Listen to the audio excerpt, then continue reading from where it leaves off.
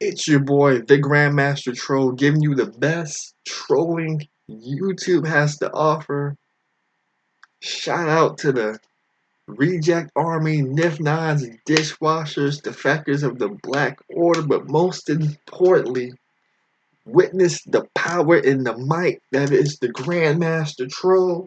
The title of this video, as you can see, how the Nipsey Hussle murder, memorial, funeral, and procession displays the dysfunction of the American culture and, more importantly, the black community. So with that said, you guys seen this rapper by the name of Nipsey Hussle. You guys seen his murder. You guys seen the manhunt. You guys seen the funeral. You guys seen the procession. You guys have seen all the live streams that were done about this man and his life.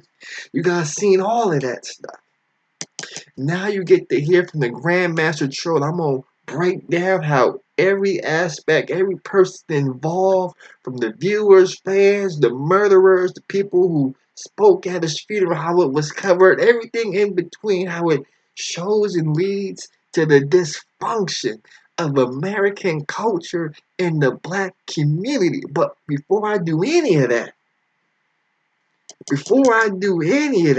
I gotta paint the picture for you guys. And the picture that we're gonna paint is I'm gonna show you a list of other slain rappers who came before Nipsey Hussle.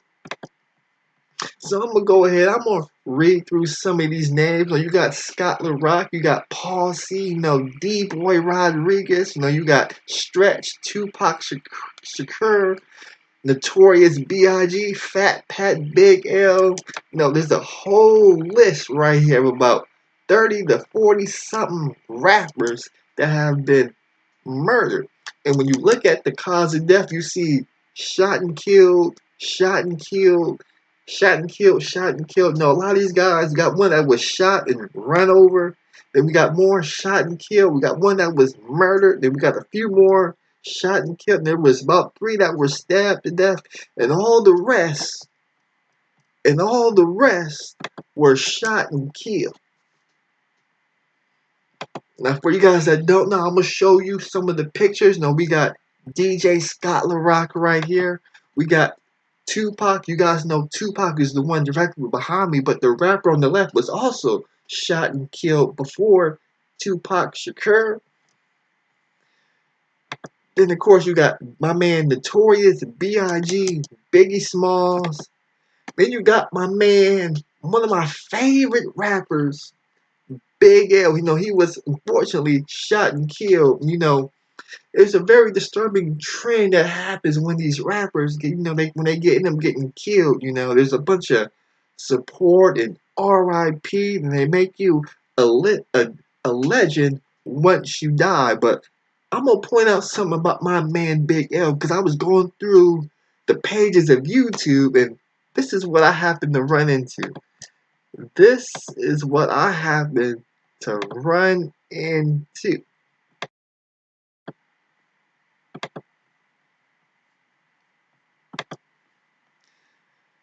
Let's pull it up.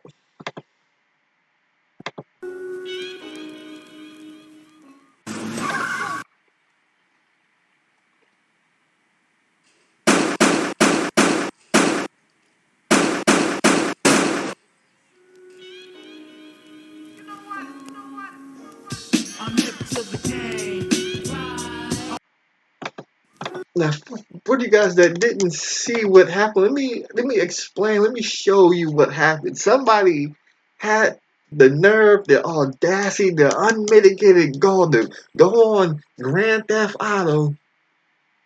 They created a video game character that resembles Big L, and then they tried to, I guess, recreate his murder for shits and giggles. See, this is the problem, one of the many problems with American culture, where they take death lightly. They make fun of it. They don't take something serious about it. So what happens, since that happens, no, this is Big L. Then we move on to Grandmaster J. Hold on. Then we move on to Grandmaster J,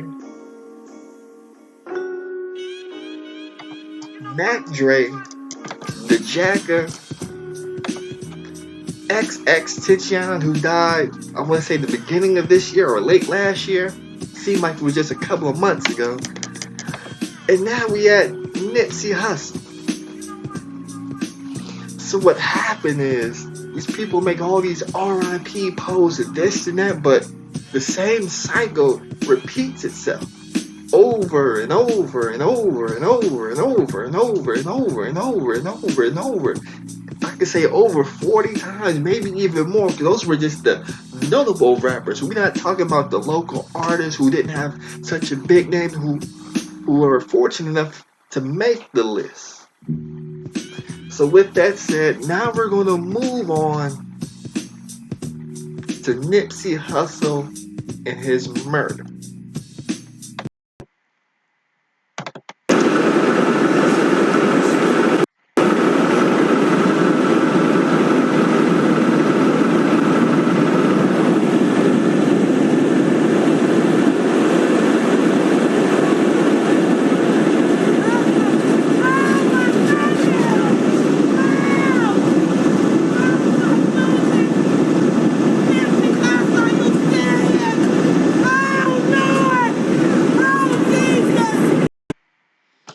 So then, as you guys saw, we had the murder happen. We had a bunch of speculation as to what had happened. We had people say something about a documentary. I heard people say that the government was training top level agents, high specialized special ops operation where they were going in buildings, doing precision shooting, precision and everything like that. And some even said that this was a hit orchestrated by the government because he was shot 5 times in the chest and once in the head, and they couldn't fathom how somebody who's supposed to have all this security, be this popular of a brand, would get shot like that and nobody would know what had happened. You see, the problem with that thinking was, as I just showed you from the list of other rappers who were shot and killed, none of those rappers were murdered by any government agency, not the CIA, not the FBI. They were all shot by an everyday person. They were all shot by an associate, a known assailant. So to think that on this day, this rapper, when they were shot and killed, the odds would tell you that it wouldn't be an FBI or CIA. In fact, when the murder tape dropped, this is what we saw.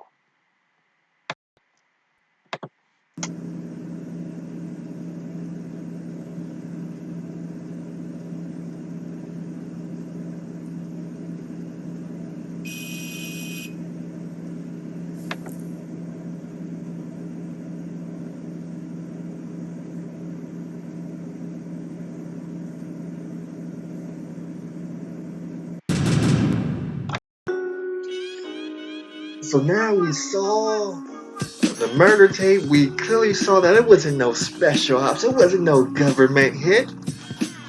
This was some nigga shit. Now I know some of you guys, you're gonna watch this video, you're not gonna like the language I use, you're not gonna like what I'm saying, you're gonna be so turned on that you're gonna come and attack me. That's fine. You could send this video to my job. You can do all that and such. I don't care, because at this point, I am done with you niggas out here. We got them out here shooting people every day And every day y'all want to blame the government, y'all want to blame the CIA, the FBI, white supremacists. You want to do everything else but look at the people in your community. But I'm going to fall back for now because then we had this, we had all the RIP posts. And I saw a lot of people post on Facebook, social media, and I'm going to call you out. A lot of you guys who were sharing these RIP posts, you didn't have a word to say about Nipsey Hussle until he was shot dead.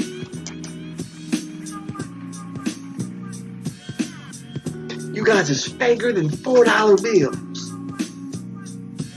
With all this fake love and all this other and other such. But that's what y'all Negroes like to do. When your favorite rappers get shot and killed, y'all RIP this, okay. That's fine. You can mourn how you want to mourn, but I'm letting you know. You fake and foul for pulling that goofy shit. Now we're going to get into Nipsey Hussle Memorial. People came out to where he was unfortunately gunned down on his place of business. People went there to mourn, grief with each other, be a support system. And this is what y'all Negroes decide to do. We're going to begin with that breaking news in Los Angeles. A memorial for slain rapper Nipsey Hussle ends in a chaotic stampede after reports of violence breaking out. Hundreds had gathered to pay their respects at the same spot where Hussle was shot and killed yesterday afternoon. Police arrived on scene to control the crowds, but some people started throwing candles at officers. KCBS's aerial photojournalist Stu Mundell describes what went down. This is one of those scenes where it is difficult. A lot of these people are out here to show their respects, but then also there always is a couple of bad apples. Even in this crowd. Now, LAPD, they have a job to do. They have to keep the people safe. Right now, our sister station in Los Angeles is reporting that at least 6 people were stabbed. This all happening within the past 2 hours. We'll keep an eye on this and bring you any major developments. Meanwhile, here's a live look at the scene. You can see the crowd has somewhat left, but there seems to be some sort of standoff. There's multiple police cars, and there's still people mulling around right now. Earlier, about 10 minutes ago, we saw a standoff with police and possibly some other people that were attending the memorial. It did look a little tense, but it looks like it is dispersing as of right now from this scene. We'll keep an eye on this for you. So even when y'all Negroes at a memorial paying your respects, y'all out there shooting, stabbing, causing a stampede, getting killed. But then something else happened. Something else happened during this whole, after the Nipsey Hussle, where we had somebody admit that they killed Nipsey Hussle. In fact, this is what they said. Fuck Nipsey Hussle, nigga, shot that dumb boy. Bro, Yeah, that's nigga, nothing about. I seen him. They're homies, fool. No cap, fool. That ain't nothing to play about. Nigga, I'm not playing about none of that shit, nigga. I seen him in front of All Money Is store, nigga. Seen him with his daughter, nigga. I shot him, nigga. I was like, hey, where you from? He was like, I'm from 60. I said, all right, nigga, GBO, shot him, nigga. Got loose, nigga. I'm on the E-way right now doing the dash, nigga. I got away from the car seat, nigga. Bro, so you telling me and everybody else on this motherfucking ride that you shot Nipsey Hussle? I shot Nipsey Hussle. Gas to McWinnie. I shot Nipsey Hussle. Come get me, nigga. I shot him. Bro, you did not shoot Nipsey, fool. I did on me. Any nigga that shot somebody, bro, they not gonna be, nigga, they not gonna get on Instagram and tell us that they shot him. Like, I don't care, fool. It's too many witnesses. Everybody already know I shot him, fool. Like, the police can already come and get me, fool. I don't care. I already. So now we got Negroes clout chasing, claiming, taking credit for crimes that they didn't commit, trying to gain clout off the Nipsey Hussle death. And then we had the manhunt for Eric Holder. Now they found him alive. But before they found him alive, we had a retaliation where allegedly somebody shot and killed 3 to 6 members of the Eric Holder family. And now we're at the arraignment for one Eric Holder. And he had a high-priced lawyer showed up that shocked everybody. And there was much talk as why would this lawyer take the case? How did he get the funds to take the case? This, that, and such. Well, let me show you the lawyer who happened to show up. Of your client do a formal reading of this complaint statement of rights? Yes. Enter a not guilty plea on his behalf? Yes. Eric Holder was formally charged today with the murder of Nipsey Hussle, 2 counts of attempted murder, the 2 men that were standing next to him, and a count of being a felon with a firearm. And he also has a very famous attorney, Christopher Darden, who was the prosecutor in the O.J. Simpson case 24 years ago. And what is your request, sir? May 10th, Friday, for an additional plea. Darden entered the courtroom a little after 2 o'clock and spent nearly 35 minutes with his client in the back room. There were times when he did his best to hide his client from the cameras, but Holder, who's extremely tall, was in clear view of the cameras that were pointing at him. You wish to be heard as to bail today, Mr. Darden? No, Your Honor. Holder's bail was set at $5 million, and he will be back in court on May 10th. Outside of court, Darden did not answer any questions. When I asked if Holder's people reached out to him, he said, "I have to catch a plane," and then he hustled down the staircase. The prosecutor in this case, John McKinney, said he had no comment to make either. When I asked, what about the female who drove Holder away from the crime scene, who has been talking to police, will she be charged? He said, no comment. We want to make sure that everyone who's responsible for the murder of Nipsey Hussle is brought to justice. That woman is... No, you heard what he said? He said he wanted everybody responsible for the murder of Nipsey Hussle to be brought to justice. I want you to remember that quote right there. Now we're going to talk about Chris Darden. All this speculation about why would Chris Darden take the case. Well, all you got to do is look at the man's resume. Now, he started off his career as a lawyer. You know, he built himself a name for being on the O.J. Simpson trial case. Then from that point, he became a former legal commentator for CNBC, CNN, Court TV, and NBC. He was a frequent guest commentator on CNN, Court TV, Fox News. He made guest appearances on Touched by an Angel, Girlfriends, The Tonight Show with Jay Leno, The Howard Stern Show, Muppets Tonight, Roseanne. He was in the movie Liar. So when I went through his resume and see that, you know, he was writing books, trying to become an actor, it became very telling to me why one Christopher Darden right here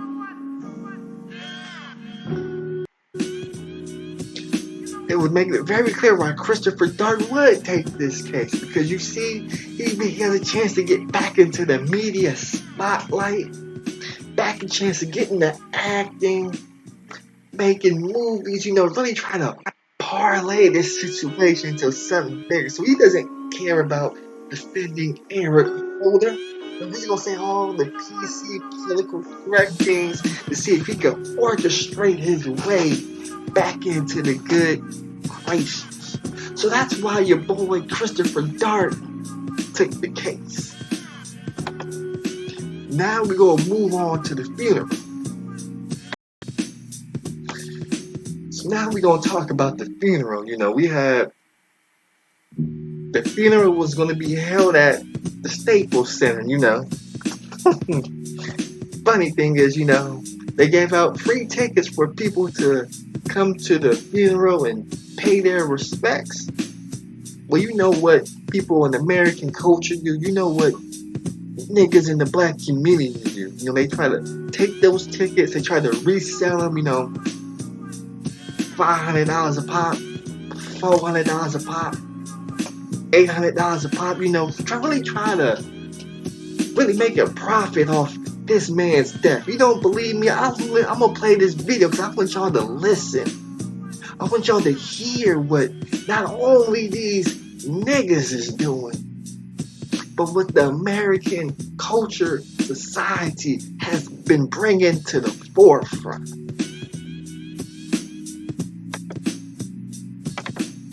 Tell you something. It's gonna be more people at your funeral than it is at your birthday parties. When Nipsey Hussle was alive, he never had a sold-out show. Matter of fact, he never had a show at the Staples Center. When the man died, the Staples Center threw a funeral at the Staples Center and gave out free tickets. People online selling them tickets for $100, $1,000, $500 to get in and see a funeral ceremony for somebody that was doing great acts out here in the world that didn't get the same recognition and the love that he deserved when he was alive and free. Then BET picked up the event and say they gonna broadcast it live on TV to get the advertising dollars. Man, this shit flawed, man. This shit all cap. You gotta understand what I'm saying, man. When you around and smell the flowers, when you around to feel the love, they don't want to give it to you. But when you ain't here no more, they want to give you all the love they never gave you because you ain't around no more. You out the way. You gone forever. Fake love worse than real hate. We the business. So there you have it. You got Negroes trying to make a profit. You got the Staples Center. They wouldn't give Nipsey a show to sell out. But the minute he died, we had government officials, people in charge of the Staples Centers, willing to step forward and hold this man's funeral. But they would never let Nipsey Hussle have a concert. Now we gonna get back to the funeral, because there was some stuff in the funeral, some stuff I will show, some of the stuff I won't show, because it made me sick to watch what these niggas was doing. We had YG and the such, getting up on a national stage. We had this funeral being live broadcasted on TV, Facebook, every social media site. One CBS had about 50,000 watching it. CBS had about 20,000 watching it. CNN had about 100,000 people watching the funeral as it was streaming live. So we got this for the whole world to see, and we had YG engaging in fuckery when he gave his little speech using all kind of foul language, stuff you don't say at a funeral. Before the funeral, we had people outside, celebrities and such, treating the goddamn funeral as if it was a goddamn red carpet runway. We had Negroes in the funeral, Snapchatting, Instagram and shit, talking about we in the building. I'm not gonna get any of it. I'm not gonna show none of that garbage. But what I will show, and what I will break down, and where I will get on, I'm gonna stick my foot so far up the ass of this next person. This next person I'm talking about, Nation of Islam. We talking about somebody who followed in the footsteps of the Honorable Elijah Muhammad. They brought Louis Farrakhan. They brought in Louis Farrakhan, the great Louis Farrakhan from the Nation of Islam, to say the eulogy. And he made me lose my shit. He made me lose my shit. And this is where the rant is going to start right here. Because this shows you the dysfunction of American culture and the black community all in one for the whole world to see. So I'm going to break this down right now. So with that said, I'm not going to say any other words. I'm just going to let the great Louis Farrakhan speak.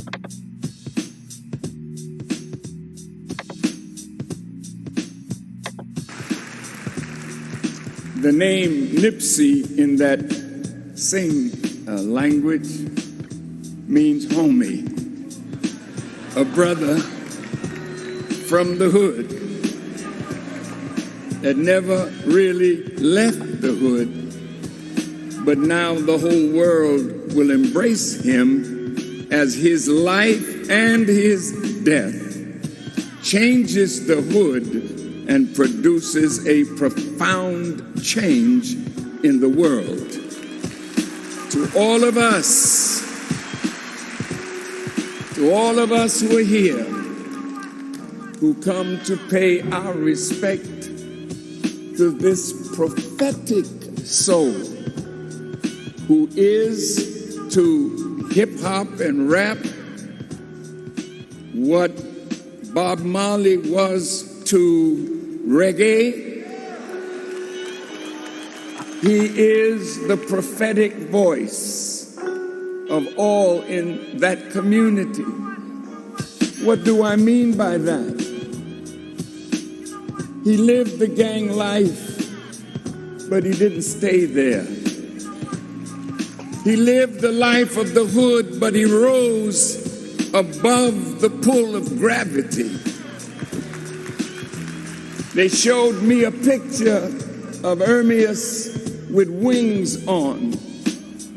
And wings in the scripture, it says, "Behold, I send my messenger from before my face.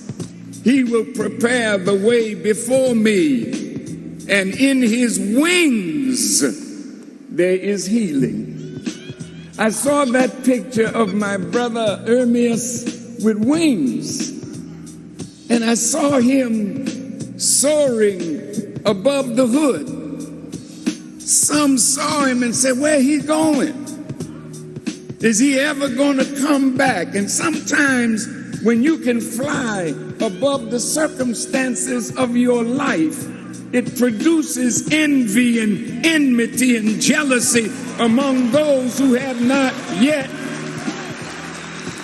learned how to fly.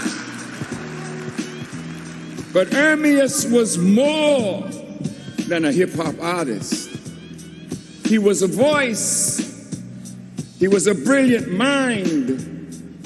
And the Spirit of God was in his life.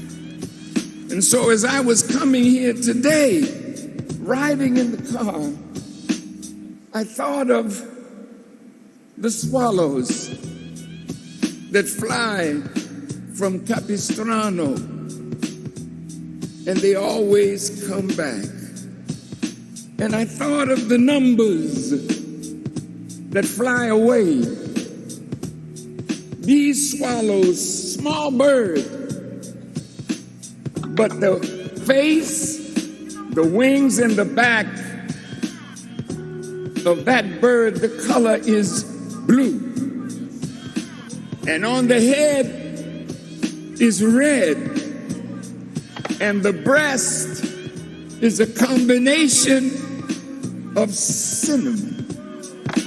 And I said to myself, coming here, God, what sign are you showing me in the life of my brother? I never knew him like you know him, but I know him because he comes from God to make a statement in this world that will live into the next world. That swallow flies 600 miles a day as it leaves Capistrano in California. But in that journey of 6,000 miles to Goya, Argentina, it flies in October from America, and it spends the winter in Argentina where it is summer. So at that point, Louis Farrakhan, he's doing a good job. He's saying all the right things in his eulogy. He's making people feel real good. He's talking about God and all that and such. But you know how Negroes do. So y'all Negroes, y'all don't want to feel good. Y'all want to feel real good. See, Louis Farrakhan, he should have just stopped, put down the Bible, whatever, the Quran, whatever he was reading from, and just walked away. Said the prayer, told the fans, everybody in the building, let's bow our head in prayer. Said the prayer, close out with an amazing grace. He would have did his job. It would have been a good, nice package, no little speech job he gave, but he didn't have to do. What Louis Farrakhan had to do is he had to uphold the same fuckery that got Nipsey Hussle killed. What are you gonna say? How is he doing that? Well, let me just play the video and show you what happened. The Capistrano. Our brother never left the hood. He loved the rolling 60s.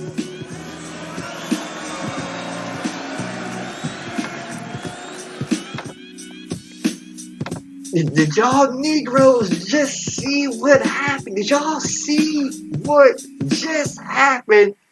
Being streamed live in front of millions of viewers across the world. Did y'all see what just happened? Let me play it for you slow Negroes out there. He loved the rolling 60s. Pastrano. Our brother never left the hood.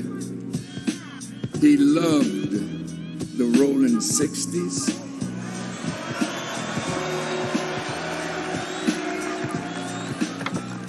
I thank Nipsey Hussle. I said it right. Russell, who loved Nipsey, did something in the last game, 2020. And he said, this is for you, Nipsey.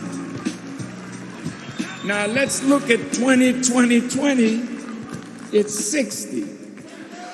In the book of Revelations, bear with me 5 more minutes. In the book, I don't know if I could give you 5 more minutes, Louis Farrakhan, because what you just said.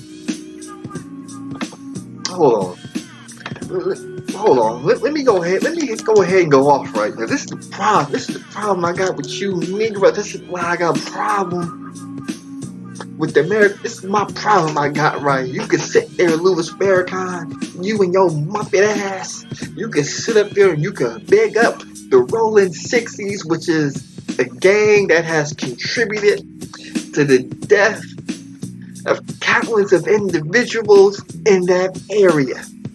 In fact, you could even blame the death of Nipsey Hussle to that same gang that he loved, because I believe, allegedly, he was killed by a fellow Rolling 60s gang member in Eric Holder. But I'm gonna assume Eric Holder isn't Rolling 60s. I'm gonna assume he has no gang affiliation, and he was just one of these envious, jealous dudes who couldn't fly, like Louis Farrakhan said earlier, and resulted to evil. That's what I'm gonna assume. But what you're not gonna do, Louis Farrakhan, what you're not gonna do, you're not gonna bring your ass up here on national TV, big up a gang that has sold and dealt poisonous drugs to their own people, robbed folks, killed folks, really terrorized the community, brought down the property values to such to where American culture said, you know what, we're gonna gentrify this part of the community. We're gonna uproot good, hard-working folks out of their houses, move them out, and we don't know if they're able to afford to live in a certain place. We're just gonna uproot them. We're gonna gentrify them and raise up the prices of the houses that these folks lived in. Because we want to lower crime in that area. But you're not going to do. You're not going to come up on national TV and big up a crime organization. I don't care what you niggas got to say out there. We're not going to do that bullshit today. See, this is the problem. This is why I was able to show that list of 40 rappers that were shot and killed by other black folks, allegedly. Because Because we are too scared, we are too fearful to call out the bullshit. So since we don't want to call out the bullshit, I'm going to tell you niggas right now, the Grandmaster trope, I'm done. I'm done with every single last one of you. I'm done. I'm done. I'm done. You guys are at funerals acting the fool. You at memorials acting the fool. You at people's places of business acting the fool. You on social media, Snapchat, Instagram, acting the fool. You on TV acting the fool. Wherever you go, you see these people of the American culture, and you see these niggas out here acting the fool. But when somebody calls out the foolishness, the fuckery, they want to come at the person who's highlighting what's going on, pointing out the cycles of what's happening, why people are keep getting killed day after day, week after week, month after month, year after year, decade after decade, century after century. We could point it out instead of fixing the problem. You want to attack the person, Negroes like me. You want to label me a coon and all this other nonsense for just pointing out, hey, you can't do that. That's wrong. We gotta hold them people accountable. They want to shame me, say I shouldn't talk about it, and let other people engage in all kind of fuckery that's leading to the destruction, the death, the financial ruin of their very own communities, and it happens day after day. And we just seen it all happen throughout this whole Nipsey Hussle situation. From the time that the bullets rang out to the time that they put that man in the ground. You see that the funeral, at the memorial, now I'm going to show you Negroes. I'm going to show you Negroes what happened at the procession. You know where the pallbearers put the casket in the car and they ride around town, you know, and as they ride around town before they go to the graveyard to, you know, to have the real burial. Let me show you Negroes what happened at the procession.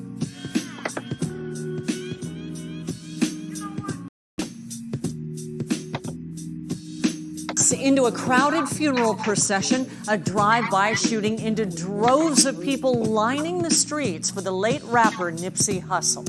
Our 10 News reporter Anthony Pura is live in the Live Center right now with yet another tragedy while honoring Nipsey Hussle.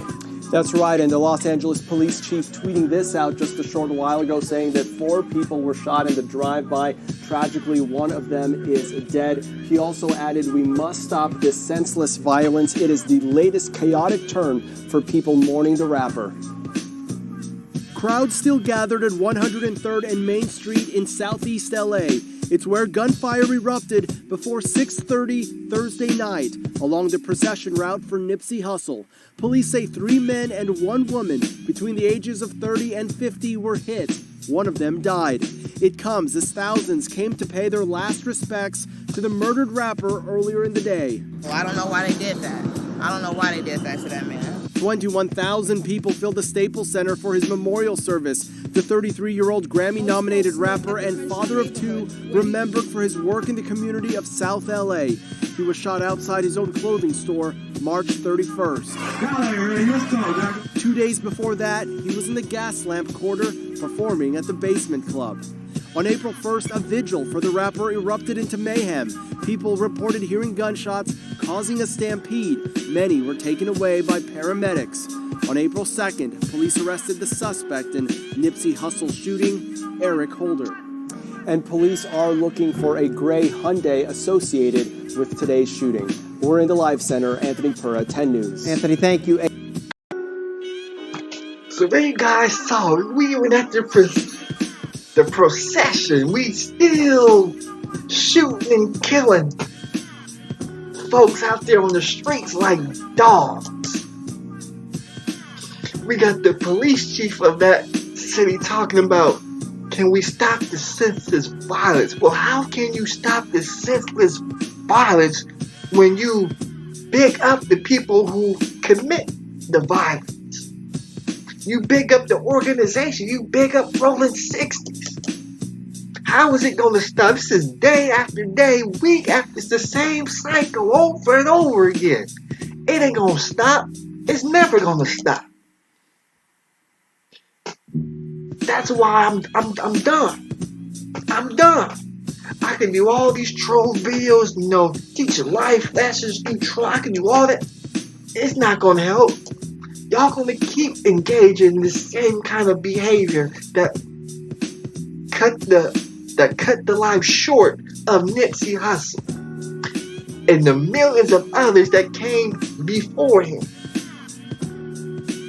I can guarantee you that Nipsey Hussle would not be the last rapper to get shot and killed out here in this world. I can guarantee it to you.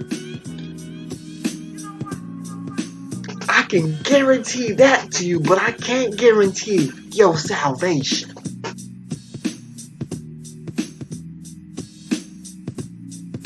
That's why I'm done.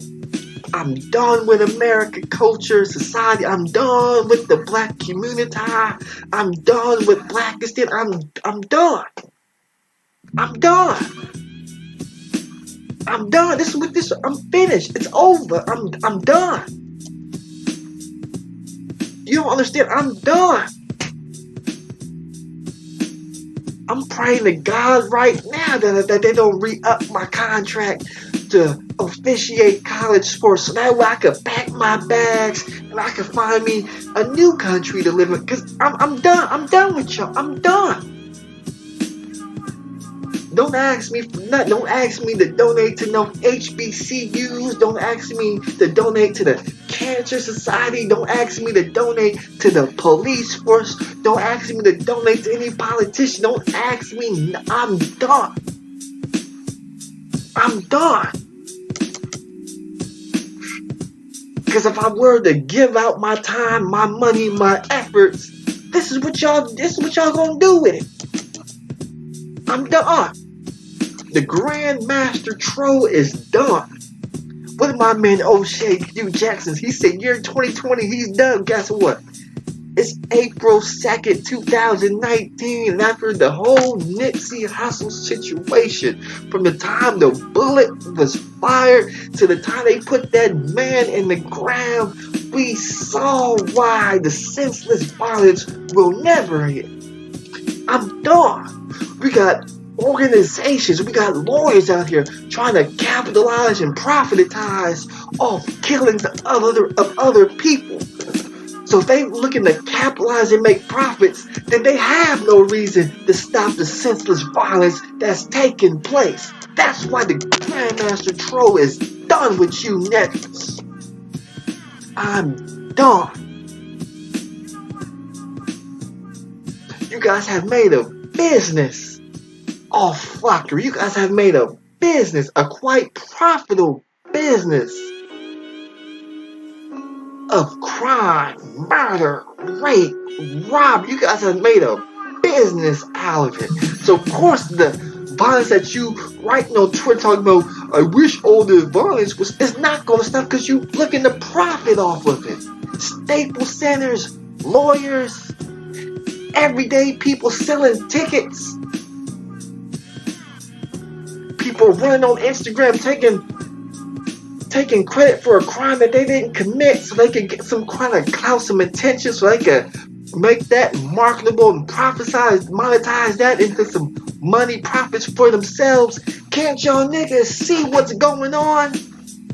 I see it. It took me 30 years to realize that you niggas, and I'm not talking about the Pookies and their family. I'm talking about corporate and the whole American culture. I'm done. I'm done. Stick a fork in the Grandmaster troll. He is done. I can't. I'm done. I'm done.